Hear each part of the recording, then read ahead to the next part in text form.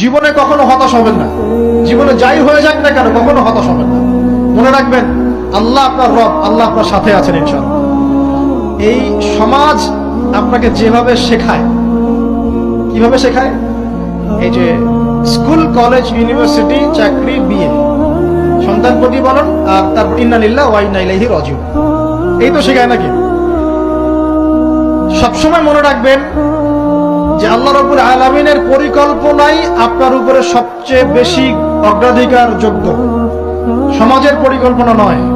পরিবার আপনাকে চাপ দিচ্ছে, চাকরি পাস না, পড়াশোনা করিস না, হ্যাঁ পড়াশোনায় কেন তুই 80 নম্বর পাইলি না, কেন চান্স পেলি না, কবে চাকরি পাবি, কবে আমাদেরকে দেখবি, খাওয়াবি, পড়াবি, এই যে চাপগুলো চারপাশ থেকে আসে কিনা?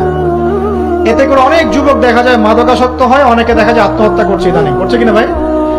এই শব্দটা থেকে আমি এই পয়েন্টটা আজকে লিখেছিলাম যে